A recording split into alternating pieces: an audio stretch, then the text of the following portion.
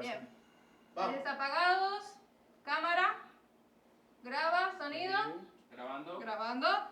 Julio Jacim, toma 1. Don Julio, muchas gracias por estar aquí esta mañana. Hola, con Guillermo. nosotros. Gracias. Mire, es realmente un placer para nosotros que usted esté aquí. Yo sé que usted fue un gran amigo del abuelo y más allá de eso, su trayectoria realmente no necesita introducción, pero aprovechando que usted está aquí, me gustaría pedirle para nuestros televidentes que si se puede presentar. Mira, dos presentaciones. Una es, soy Julio Jacim, estudié medicina, me gradué de médico, ejercí 10 años, me dediqué a la impresión de literatura médica, pasé sin quererlo, cuando vinieron algunas legislaciones, a la impresión de material diverso, entre ellos libros y revistas, y sobre todo periódicos políticos de diferentes organizaciones. Es decir, pasé a ser impresor. Posteriormente, la impresión tuvo algunas dificultades en el orden fiscal y ya yo estaba iniciado en televisión, en Colorvisión. De manera que te puedo decir que desde el año 1958 entré a estudiar medicina. Me gradué de médico en la Universidad de Santo Domingo, que por cierto viví las dos etapas, la de Santo Domingo y la autónoma. La autonomía se obtuvo durante nuestra carrera. 1964. Cumplí ahora 60 años de médico y 66 de bachiller. Me gradué de bachiller en el Colegio Dominicano de La Salle. Después del 64, trabajé como médico en el Hospital Gautier, que ya había sido, desde que entré a la universidad, en una disposición que había en el pasado, de que los estudiantes podíamos trabajar de practicantes en hospitales. Es decir, que yo pude desde el 58 hasta que me gradué ser practicante del Gautier y seguir luego como médico del Hospital Gautier. Esto ocurrió hasta el 65. Es decir, que mi actividad de estudiante y hospitalaria estuvo del 58 al 65. En el 65 me dediqué a la medicina privada.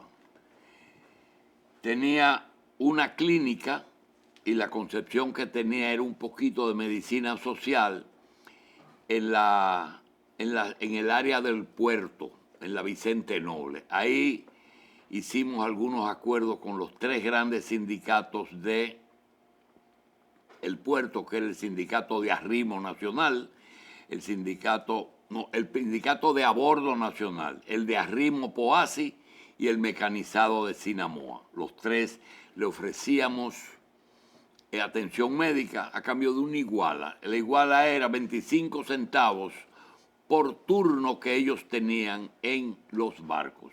Nos lo pagaba la naviera. Esa es hasta que ahí mismo comenzamos a tener inclinación por imprimir revistas médicas. Imprimí una revista que se llamaba El Médico Dominicano. El Médico Dominicano atrajo 2 o 3 amigos, profesores y maestros de la época, que eran Guarocuya Batista del Villar, que hacíamos archivos dominicanos de cardiología, hacíamos con el doctor Huberto Bogar los archivos de dermatología y con el profesor Hugo Mendoza hacíamos los archivos de pediatría. hacíamos es que ellos te traían el material y nosotros los ajustábamos al diseño de los requerimientos internacionales que ese tipo de medicina exige. Eso hizo que nosotros poco a poco nos fuéramos penetrando en el sector de la impresión, porque nos ocupaba todo el tiempo y se presentó una oportunidad que en el cambio del 78 había un periódico que mortificaba al Partido Revolucionario Dominicano cuando llegó al poder y al gobierno de Antonio Guzmán. Ese periódico se llamaba Alerta, lo dirigía Rafael Bonilla Ibar, y cuando vi los accionistas resulta que era la plana mayor militar y política del reformismo. Militar y política, pero te estoy hablando de todos. Y quien financió el proyecto a través de un préstamo del Banco de Reserva, el préstamo era para hacer la editora, una gran rotativa de 4 cuerpos, que la compraron con un préstamo del Banco de Reservas de la República Dominicana, los arrendatarios del Hotel Jaragua. En ese momento funcionaba en manos de un cubano de nombre Papito Santa Cruz. Era medio socio de Neini Barcejas. Y operaba el Jaragua, le consiguió eso a Bonilla y a Aníbal y al grupo ese. Y cuando llega el gobierno de Guzmán, me dice el doctor Ray Guevara, que en ese momento era secretario sin cartera del gobierno de Guzmán. Ray Guevara era un aporte, no un propósito, pero un aporte de Pucamaima al gobierno de Guzmán. Como inmediatamente el gobierno de Guzmán no le concedió a Peña Gómez todo el poder que ellos esperaban. Entonces, ellos previeron eso desde la misma transición.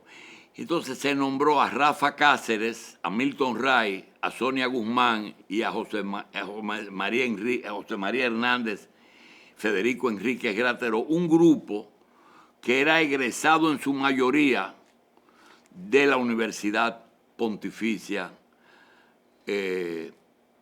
Católica Madre y Maestra. Entonces esa gente van al gobierno. Me dice el doctor Ray, estamos preocupados porque ese periódico va a salir. Se llamaba Alerta. ¿Y qué ustedes quieren? Me dicen que ellos tienen interés en salir de eso porque no quieren molestar al gobierno. Nosotros no queremos participar ni en el cierre ni en nada que tenga que ver con medios de comunicación.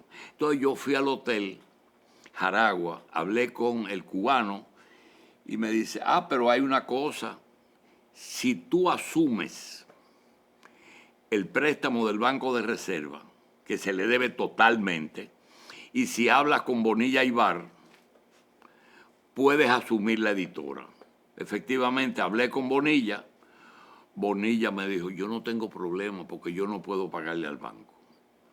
Y hablé con el Banco de Reserva. En ese momento era, no recuerdo si Periche o Petit, pero me aceptaron la transferencia, el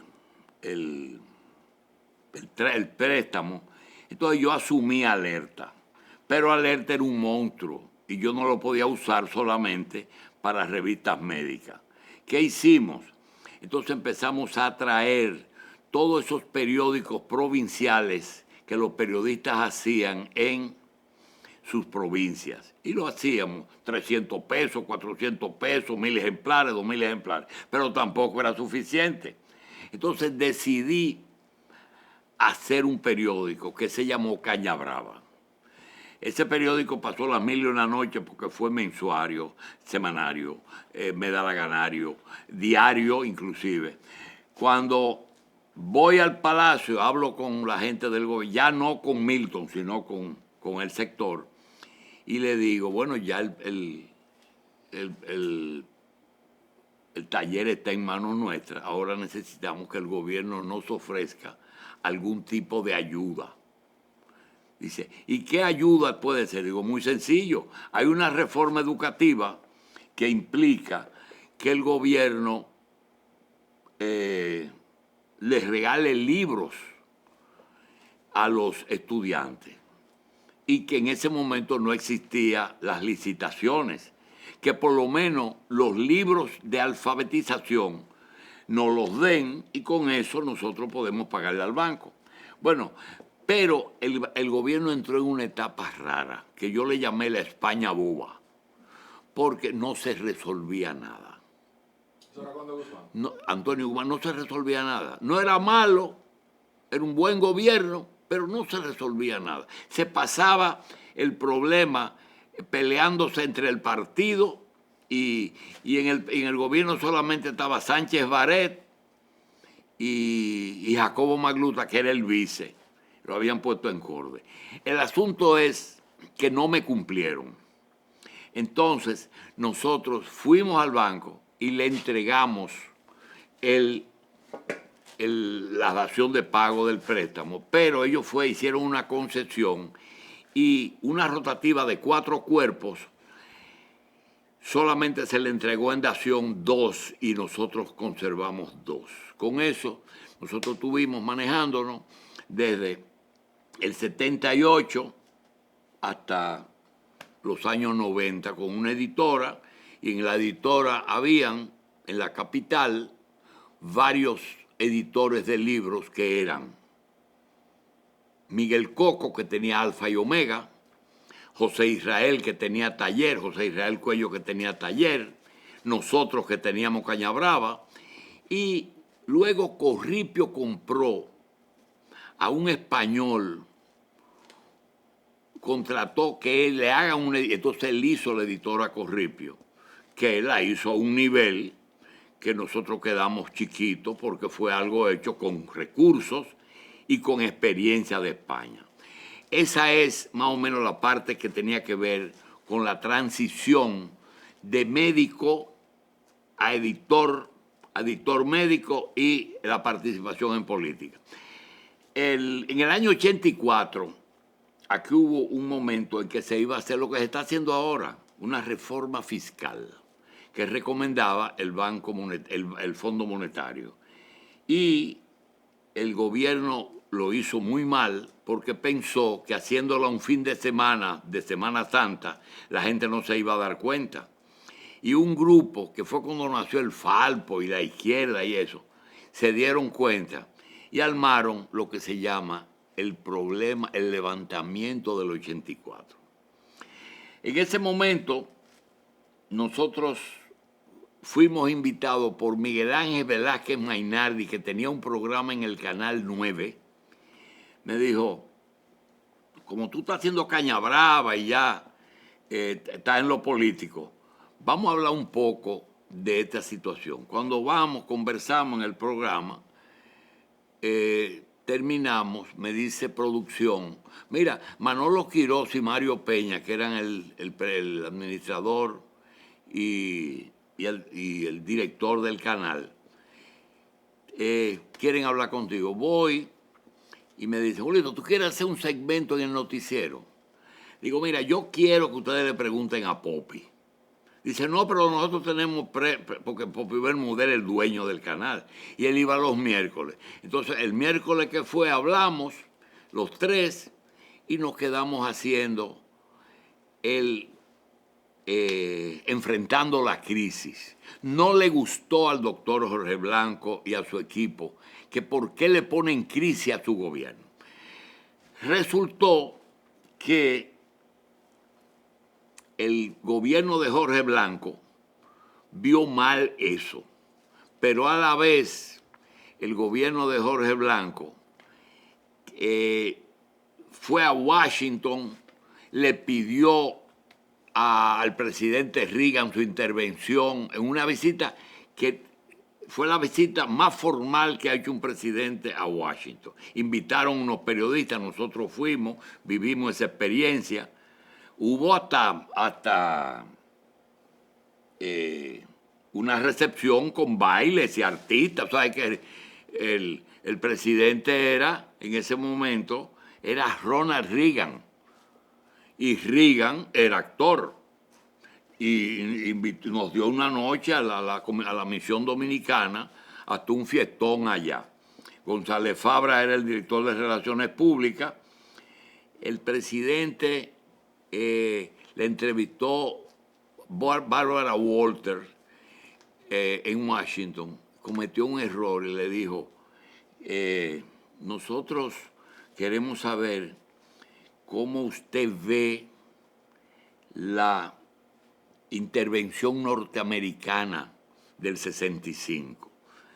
Dice, no, esa era una intervención que no debió ocurrir nunca y Estados Unidos se equivocó y yo creo que eso no debe repetirse jamás.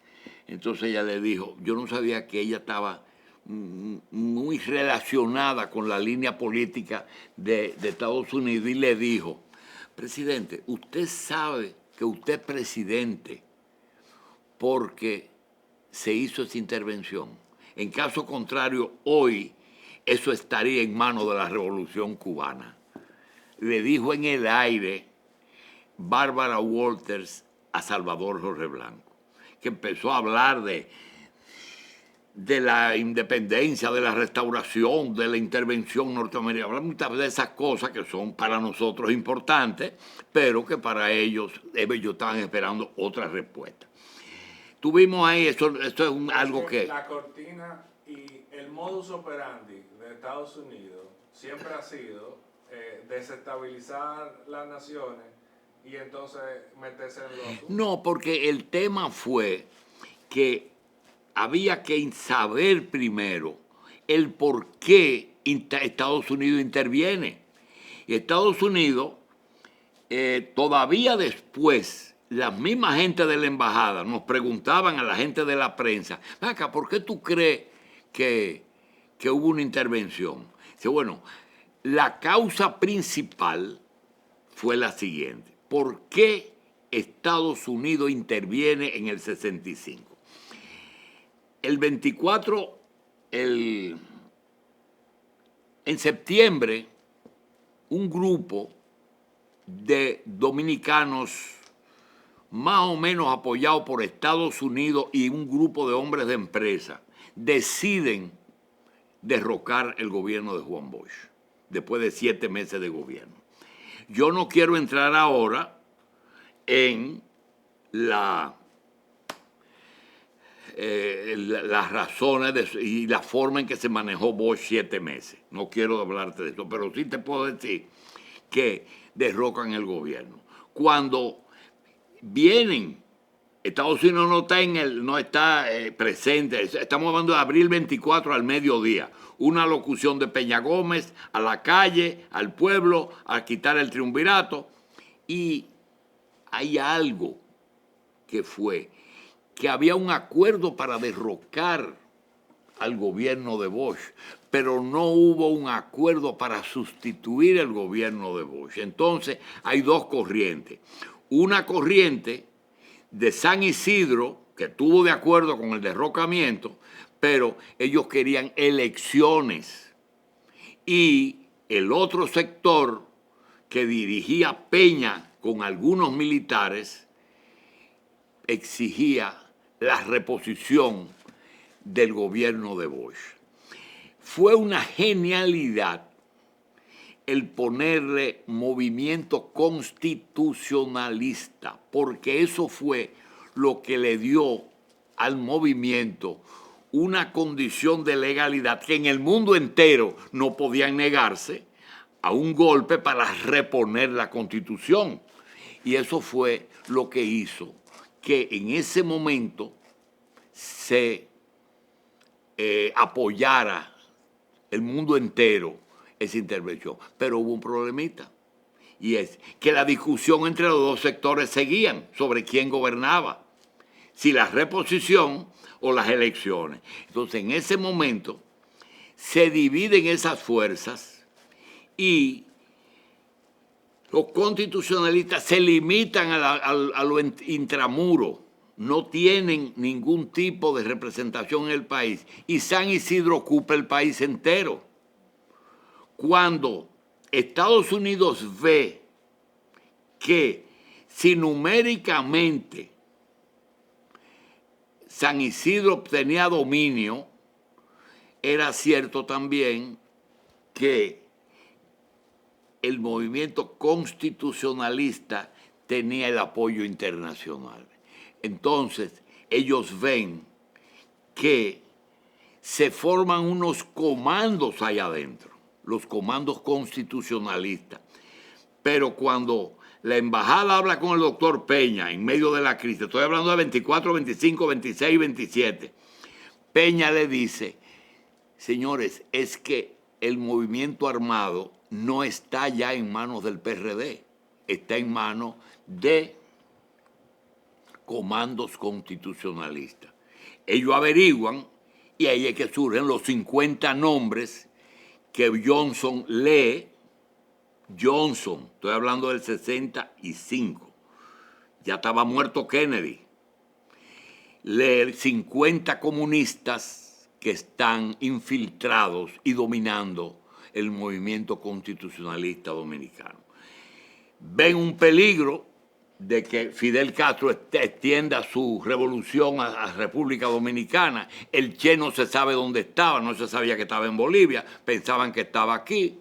Y sencillamente unos militares que estaban en bases militares de Panamá y de Virginia y unos militares que iban a Vietnam, todos los dirigen y los traen a la República Dominicana.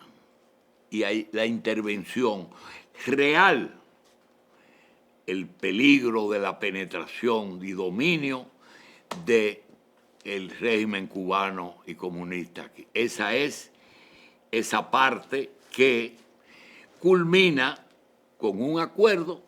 Estados Unidos y intervención se impone, ellos se imponen a García Godoy, se proponían algunas personas, se imponen a García Godoy. García Godoy le hace un trabajo bastante imparcial, mantiene en la administración pública mucha gente constitucionalista. La OEA pagaba las nóminas, se le entregaba a él, y sacan del país a los 4 líderes, o a los 5, Camaño a Londres, Wessing, La Chapelle, a todos los militares constitucionalistas regulares los sacan del país. Ahí comienza una situación no descrita, y consiste en... Don Julio, entonces lo que resolvió el conflicto no fue la fuerza y la violencia, fue la diplomacia. En ese momento la OEA y la imposición de la diplomacia con la presencia de la fuerza, porque Estados Unidos se mantuvo aquí hasta que tomó persuasión. García Godoy es que estando él, todavía le dejan 5,000 soldados a él aquí, pero en asesorías. Y sacan a toda esa gente del país. Hay un tema que yo creo que debemos decirlo ahora, y es algo. Si García Godoy toma posesión en el 65, ya terminando el 65, hace las elecciones en que participan Bosch, regresa y participan Bosch y Balaguer en unas elecciones, y para elegir el gobierno que surge en el 66, a principios del 66. Bosch no sale de su casa, hace la campaña desde ahí. Y Balaguer, que regresa, y ahí te puedo decir que los regresaron los americanos, lo trajeron y lo colocaron como candidato. Balaguer coge el lema, Balaguer es la paz, el país está harto de pelear. Viene con ese lema y eligen a Balaguer con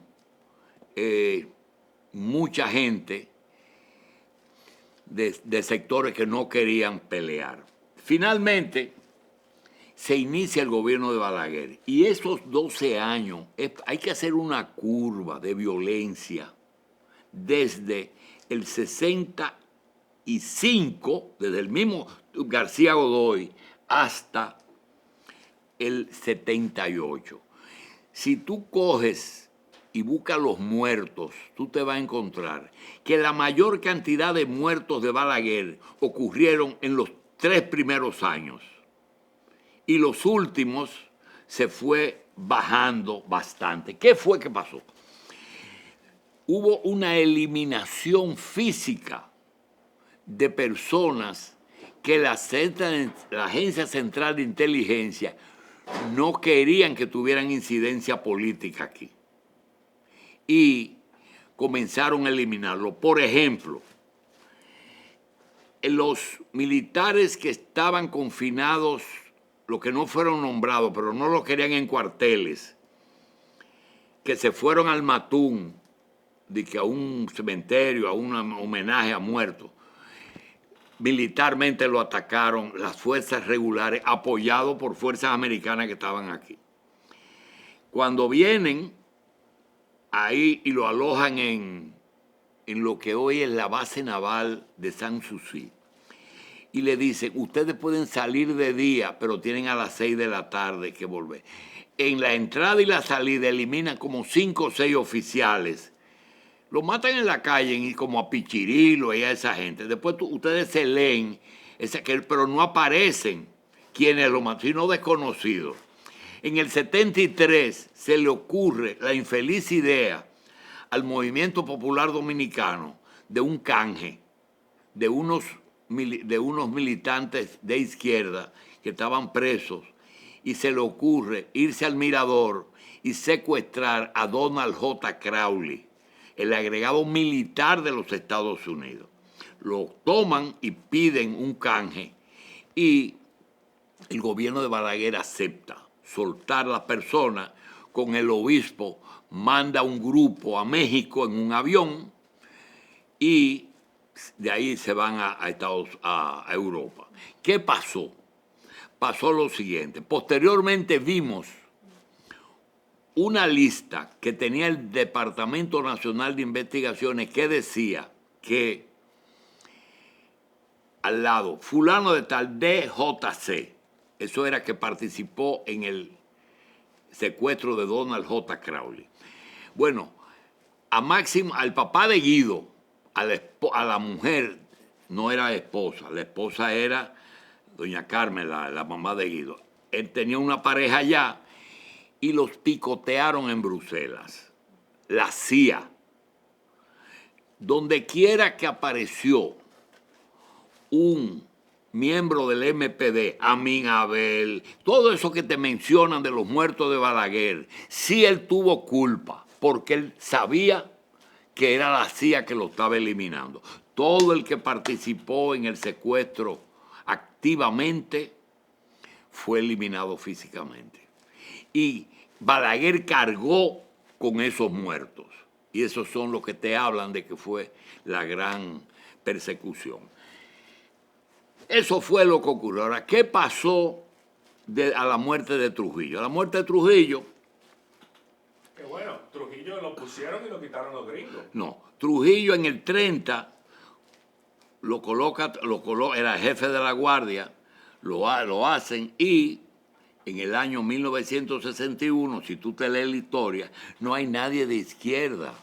El grupo de los que eliminaron a Trujillo, incluyendo las armas, todo lo suplió Estados Unidos. Todo lo suplió Estados Unidos. Y ellos fue que dirigieron este operativo, pero de una forma minuciosa.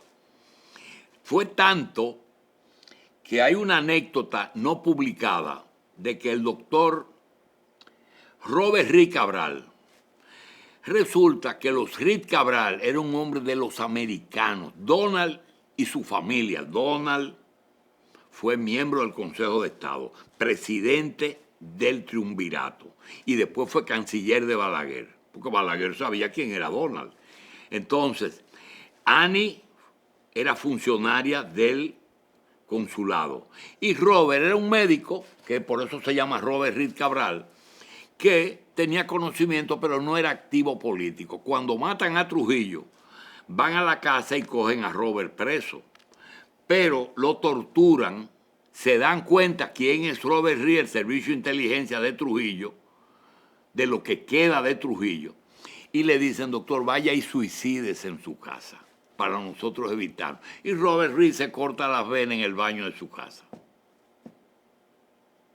Eso me lo narró mi compadre, amigo y cardiólogo, el doctor Escipión Oliveira, que fue quien recogió el cuerpo vivo de Robert y que lo llevó a la clínica donde terminó de vivir.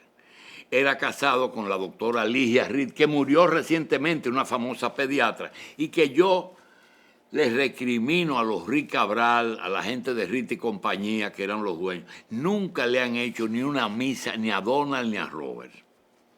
Es algo que yo le añado y que me encuentro raro. Eso es lo que tiene que ver con la muerte de Trujillo, que se puede hablar muchísimo, pero ellos fue que comenzaron, y ahí no hubo izquierdista, ahí no hubo izquierdista. Después vienen las invasiones, que está el movimiento 14 de junio y el movimiento revolucionario. Invasión Maimón, Estero Hondo y Constanza. Eso sí era, óyeme, no era de izquierda, se hizo de izquierda porque Cuba ayudó. Y cuando Cuba se hizo socialista, ellos por solidaridad lo hicieron. Pero aquí no había demasiado, unos cuantos militantes del PCP que estaban en el exilio eran militantes de izquierda, pero no era una cosa tan importante. Es que en los otros países de Latinoamérica, uno ve lo que pasa con Allende, uno ve lo que pasa en los otros países en la región, era poner un presidente que favoreciera los americanos y entonces reenfocar la industria a exportación. No, a veces la democracia, lo que pasa es que este tipo de programas producen una serie de interrogantes y temas, que cada tema, por ejemplo, la democracia es un arma de doble filo. La mayoría de esos gobernantes que tú estás mencionando son gobernantes que ganaron elecciones a pesar de Estados Unidos. Eso de Evo Morales, Chávez, eso Estados Unidos no lo propició, no se le voltearon, le salieron después así. Y todavía hoy están pagando el precio. Y lo de Allende se le metió Fidel Castro 30 días en Chile. 30 días estuvo en Chile. Y el edecán de Fidel Castro era Pinochet, el que le puso a Allende que lo acompañara. Entonces, ese es un fenómeno que hay que verlo aparte. Ahora, viene la democracia. Vienen los exiliados. ¿Quién viene de afuera? El PRD, presidido por Bosch. Viene una comisión, se pone de acuerdo con Balaguer y Ramfis para darle apertura a la democracia. Entonces, ahí viene la primera división del PRD, se produce fuera de aquí, en un partido que se caracterizó por la división. El pleito entre Jiménez Grullón y Bosch se produce antes de venir aquí. No se sabe la razón, dicen otras cosas. Y entonces se forman, Ornes forma Vanguardia y surge el movimiento revolucionario social cristiano. Eso lo forman inicialmente Alfonso Moreno, Luis Henry Molina. Luis Henry Molina fue, a la muerte de Trujillo, de los fundadores del movimiento, el Partido Revolucionario, pero lo hizo desde el sector sindical. Él tenía muy buenas relaciones con Rafael Caldera en Venezuela, y creo que en esa época él venía. Él fue una persona importante en la creación del movimiento político y fue prácticamente el autor de la central sindical, con Gabriel del Río, que anda por ahí trabajando todavía. Eran 3 o 4. ¿Qué pasó? Que yo había conocido a Luis Henry mucho antes con Trujillo vivo. ¿Qué hacía? Pues mira, éramos miembros de la Acción Católica. Junto con José Joaquín Puello. Y nos reuníamos, Junto con José Joaquín Puello. no, antes, junto con el profesor José y con el profesor Antonio Cuello, el dueño de Editorial Duarte, el padre de José Israel, que cuando el primero que cae preso es José Israel, pero José no era miembro de ese grupo. La Acción Católica era realmente Acción Católica, con Monseñor Vera, Pero ¿qué pasó? Que cuando caen presos esas personas, ese movimiento de Acción Católica de Henry Molina, del profesor Cuello, van a donde Monseñor Pitini y donde el señor Veras. Y estoy hablando de Trujillo vivo, estoy hablando del movimiento. Y les piden ellos que lo suelten. Y Trujillo le suelta a todos esos muchachos. No estoy hablando de la invasión de Maimón, que eran los 2-14 de junio. Estoy hablando del primer movimiento. Entonces, se lo suelta a petición del profesor Cuello, de Luis Henry y de un grupo de personas que eran de la Acción Católica Dominicana. Esa es una de las cosas que no se ha dicho, de que Pitini, siendo un trujillista y un hombre, utilizó su amistad y salvó todo. De ese movimiento no mataron a nadie, los torturaron, ahí está el libro de Valera Benítez, pasó una situación, pero no los mataron y se debió a la intervención de ese sector. Que eso, cuando Trujillo en ese momento, en la parte sanguinaria de la dictadura, lo pasaban en la radio, en la televisión. Sí, bueno, cuando eso pasaba, cuando vino el movimiento revolucionario, vino una situación que nosotros no habíamos vivido, que fue el apresamiento de todos los que vinieron a Constanza, a Maimón y a Estero Hondo. Algunos murieron en combate y otros los trajeron para interrogarlos. Pero nos llamó mucho la atención a los jóvenes de la época un lenguaje que se usó en la voz dominicana de un locutor que leía a los revolucionarios. Entonces, no mencionaba a los sobrevivientes, sino que decía con mucho, yo le decía, ese hombre lo dice hasta con gusto, fulano de tal, muerto, fulano de tal, muerto, pero lo decía en una forma.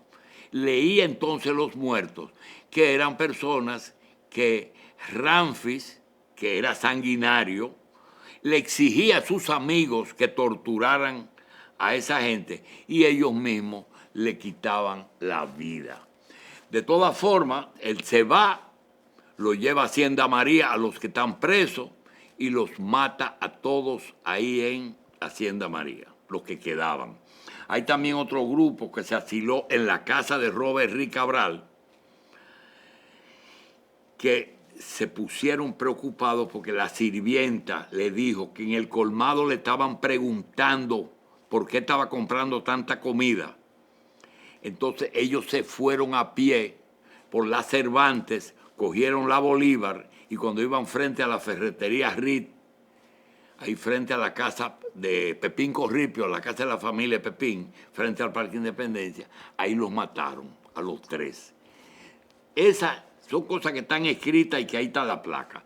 De todas formas, surge entonces la otra etapa, que es con todos esos partidos políticos, el PRD, el Partido Reformista Social Cristiano y el Partido Revolucionario Social Cristiano, PRD y Reformista. Esos fueron los 3 que quedaron en primer lugar. Entonces, sale Bosch presidente. 7 meses, revolución y ya hablamos de eso. Mire, cuando ocurre el golpe de Estado contra Bosch, contra la democracia dominicana, el abuelo tomó una posición de eso, que fue defender y salió a... yo creo que él tuvo que irse. no estoy seguro, pero creo que con el golpe, él fue de lo que fijó posición, Luis Henry tuvo que irse a Venezuela. Y en ese momento gobernaba Rómulo Betancourt o Rafael Caldera, uno de ellos. Y él tenía excelentes... y él era amigo de alguien que no recuerdo, Jovito, qué sé yo. Esa persona era el jefe del partido social cristiano, porque allá nada más habían dos partidos, ADECO y social cristiano. Él era amigo de la cúpula de allá. Y ayudaron mucho a Henry a hacer esas organizaciones, por tanto la laboral, la sindical, como el partido político. Claro. En ese momento, cuando ellos se van a Venezuela, ya había... Hay que decirte que José Joaquín Puello, José González Cano, Bernardo de Filló, te pueden hablar de tu abuelo, porque esos convivieron en esa época en que en la universidad también hubo una división de socialcristianos, y José Israel era del otro sector, Asdrúbal Domínguez era del otro sector. Pero pasó interesante que José Israel y José González Cano eran de dos movimientos, pero la hermana de José Israel se casó con José González Cano. Después se arregló todo. El asunto es que en este tipo de trabajo hay mucha gente que puede aportar mucho y están vivos, mucha gente está vivo. Mire, ¿usted nos puede contar un poco del final del gobierno de Jorge Blanco? ¿Cómo fue el gobierno de Jorge Blanco? Y después hubo una situación, él fue el primer presidente acusado de corrupción. Y luego... No, mira, el tema de... Hace un rato te hablé de que el PRD comenzó a dividirse en el exilio. Todavía no habían llegado aquí y ya Juan Bosch y Jiménez Grullón se habían dividido. Cuando llegan, hay una crisis que surge por un liderato que deja ver alguien que fue ministro de Educación, él lo puso en Educación, se llama apellido Sánchez, y él tuvo que poner a segundo Armando González Tamayo de vicepresidente para no poner a quien le tocaba. Problemas con los tres que llegaron a la avanzada, que eran Telma Frías, era Ramón A. Castillo, los tres que llegaron antes de Bosch, que abrieron a una avanzada. Esa gente, todos después se fueron del PRD. Eso es uno que tú no te ayudó. Pero aún así, Bosch gana. Lo derrocan, entonces él se va a la oposición cuando viene Balaguer. Cuando Balaguer, él pierde de Balaguer, se va a la oposición. En esa oposición, el PRD tiene a Bosch y Bosch elige a Peña Gómez de secretario general, porque él tenía cierta proclividad racial. Yo no te puedo decir que era racista, pero cuando el problema haitiano se portó muy duro, dice, no, eso no se puede permitir, un amaraco que hubo en la frontera. Y entonces pone a Peña y lo hace con alevosía y premeditación. Bueno, una persona de esa raza y de ese origen, y lo hace su secretario general. Cuando pasa el tiempo, Bosch no puede controlar el PRD porque a él no le interesaba un partido tan grande. Balaguer ganó en el 66, ganó en el 70, ganó en el 74 y viene el 78 con Antonio Guzmán. Entonces, Balaguer pierde y hay una discusión, pero Bosch siempre dejó que ganara Balaguer. Ahí quien gana es Peña en el 78. Y se arma entonces una división entre el gobierno de Guzmán y el sector Jorge Blanquista, que en ese momento era senador de la República, con el grupo de Atuey. Arman una candidatura. Como Guzmán fue buen gobierno, pero como te digo, una especie de España boba, Jorge Blanco gana en el 82. Y todo el mundo estaba esperando el abogado. Pero resulta que parece que Jorge Blanco no tenía la suficiente energía que mostraba en los tribunales como abogado. Parece que una cosa era el abogado y otra cosa era el político. Atuey y él, Atuey era su jefe de campaña, se me olvidó decir que quien le hace la campaña a Guzmán es Peña. Nunca nosotros oímos a Guzmán hablar en este país. Nunca habló en público. Quien hacía la campaña fue Peña. Entonces, gana Jorge Blanco, con el apoyo de Peña también, porque estaba medio quillado con Antonio Guzmán. Entonces, el gobierno de Salvador Jorge Blanco comienza bien y da índice de que quiere lo mejor, pero resulta que se metió en una presión que le hace el fondo para firmar un acuerdo con el Fondo Monetario. Entonces, eso él no lo manejó bien y ahí él cometió algunos errores. Se presenta la campaña del 86.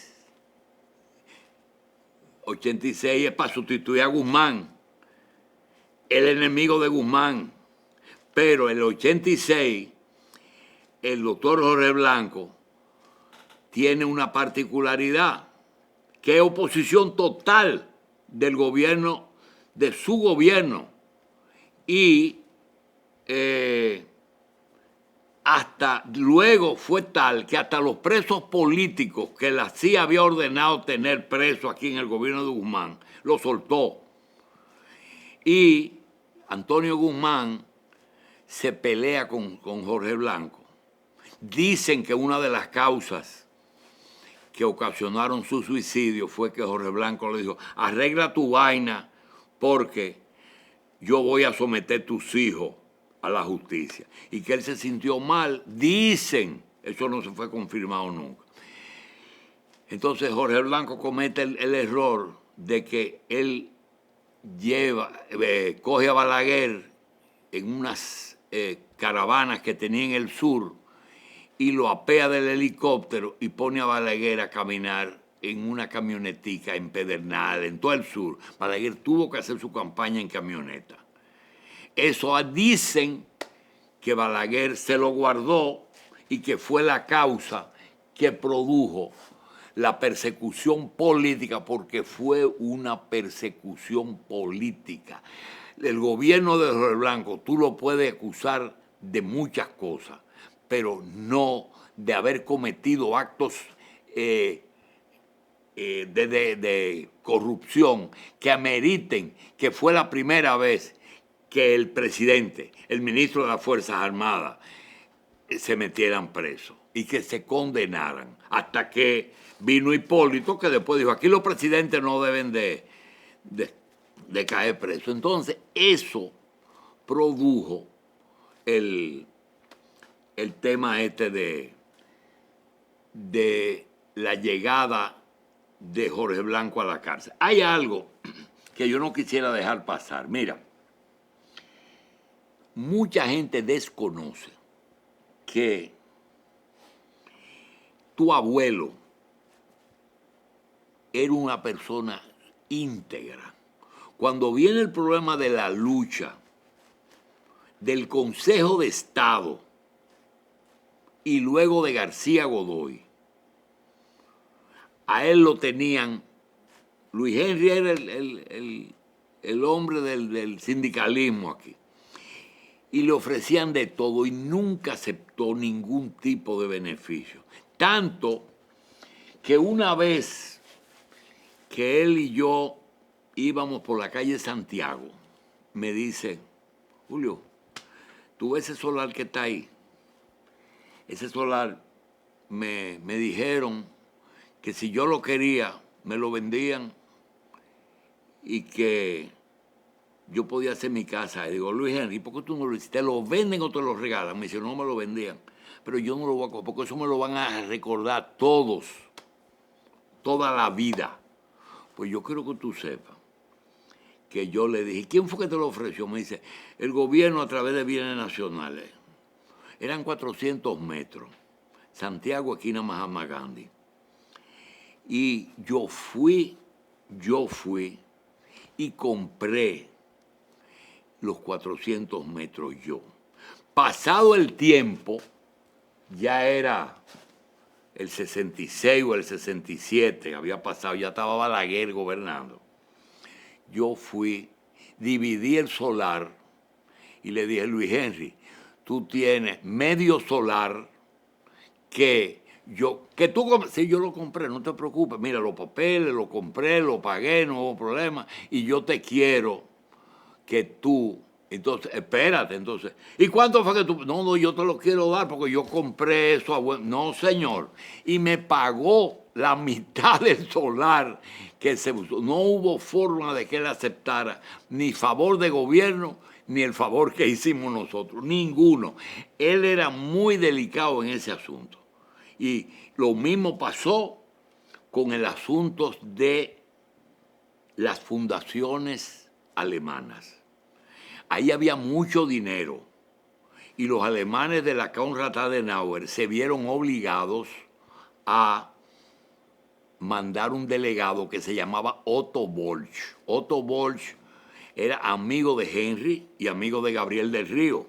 Ellos fundaron lo que se llama, creo que el INFAS, un instituto para formación de sindicalistas. Eso lo fundaron ellos tres. Y la Konrad Adenauer, la que Joke Eber, la que manejaba Van der Hoel, eran tres fundaciones alemanas que no le gustaban cómo los sindicalistas dominicanos manejaban los fondos. Y la única que nunca tuvo problema fue la Konrad Adenauer. Nunca tuvo problema de, porque es que ellos eran muy meticulosos en la administración de fondos, de esos fondos que se prestan, y esa es la prueba. Todavía hoy Gabriel del Río es sindicalista y no entraba en problemas de... Tuvieron también unas pequeñas dificultades con Bosch, porque Bosch tuvo un problema con Fousa Cecitrado, un sindicato que no era social cristiano, pero ellos en la lucha lo apoyaron. Y entonces después dijeron que ellos eran golpistas, ellos no eran golpistas. Ahí está el documento de lo que firmaron el golpe. Te lo puedo enviar después. De todas formas, entiende lo siguiente. La trayectoria de Luis Henry, sin mucha estridencia, se destacó. Primero, en un buen social cristiano. Segundo, en un magnífico administrador de fondos sindicales y que no entró nunca en contubernio con ningún gobierno. Además, no metía al país en problemas. El problema es una paralización general. No, nada de eso. Él revísalo, consulta con todo y habla con esa gente que te hablé, que eran sus compañeros, sus amigos y todas esas cosas. Es decir, que ustedes pueden sentirse bien, tranquilos, y que hoy es una pena que él no se ha dado, no se enteró de dónde llegó su hijo. ¿Verdad? Que él se hubiera sentido muy bien. ¿Qué tú crees que me haya dicho el abuelo de lo que está haciendo? No, es que el hijo de Henry Molina, que hoy preside la Suprema, hizo las cosas de acuerdo a cómo fue educado. Él hizo lo que tenía que hacer. Quizás aparecen una gente que lo señalan como que era un activista. Yo te quiero preguntar una cosa, cógelo a todos. ¿Por qué Mariano Germán fue presidente de la Suprema? ¿Quién lo puso? Leonel Azúa, él era de ese bufete. Él era de ese bufete, del de Marianito. ¿Por qué Subero lo pone Peña y Joaquín Balaguer?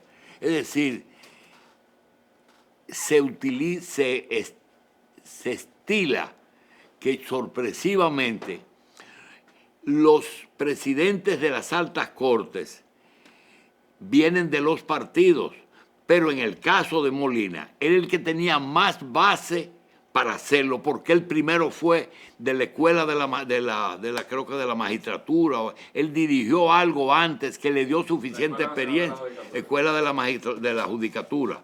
Entonces, creo que él se hubiera sentido muy bien, si se hubiera visto a su hijo presidente de la Suprema Corte. Y después te voy a decir que somos amigos de Subero, soy amigo de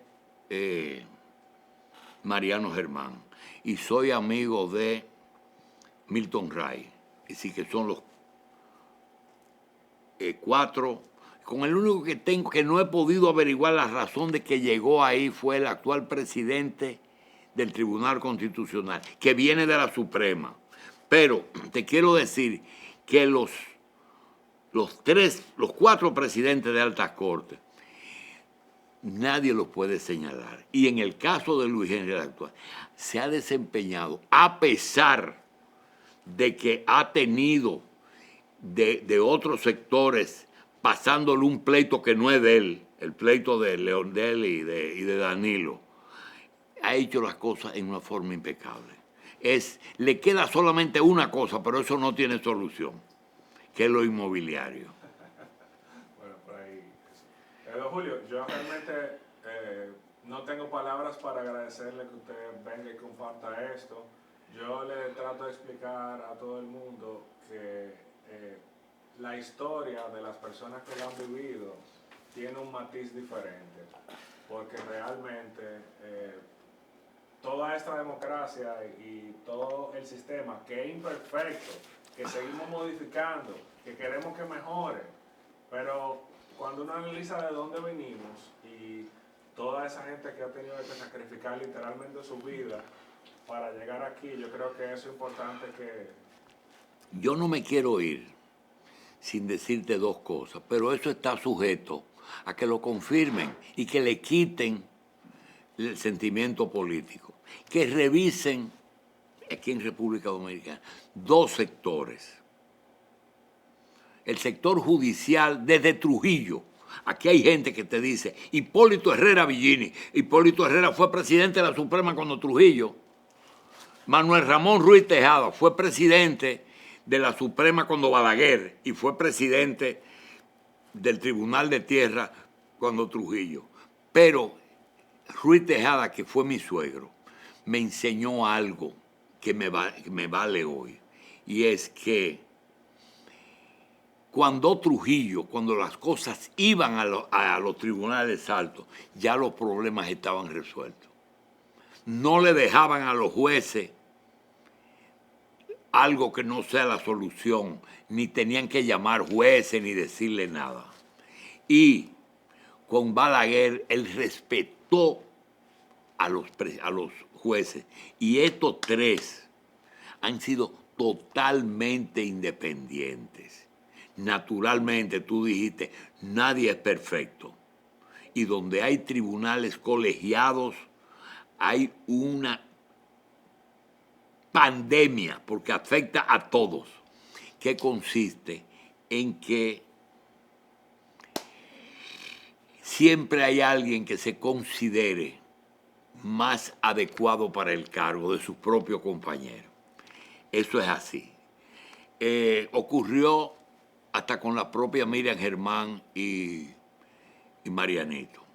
Es natural, pero es una realidad que uno no puede con ella. Quería decirte eso, que la familia y el país deben sentirse tranquilos porque ahí se está haciendo lo que hay que hacer. Hay también otras áreas en que se carga mucho a sectores que no tienen que cargarlo, como el sector militar en la frontera, que antes era un castigo, ahora es un premio. Que observen la conducta de los organismos internacionales cuando se trata de frontera y de inmigrantes. Ellos tienen una agenda que es hoy República Dominicana la solución de Haití. Eso no se lo quita a nadie. Hoy mismo me sentí muy bien, hoy que estamos grabando esto, porque vi que un organismo de la OEA dijo que República Dominicana es el país de América que menos ha crecido su población, como un éxito, y que el país que más ha crecido su población es Haití. Y yo dije hace mucho que eso era planeado. En Haití no ha habido nunca un plan de control natal. Ahí ni el ritmo, ni el preservativo, ni la ligadura de trompas, ni el aborto, ni el matrimonio entre personas del mismo sexo, ni las tres causales, nada, es rumba abierta para baile. Crecete y reproducido y cojan para donde el vecino. Eso es una, no quiero calificarlo porque la palabra que tengo es muy fea. Nosotros sí nos han impuesto a través de planificación y familia todos esos controles. Son esas dos áreas que yo creo que debemos prestarle atención. Muchísimas gracias. Gracias a ti.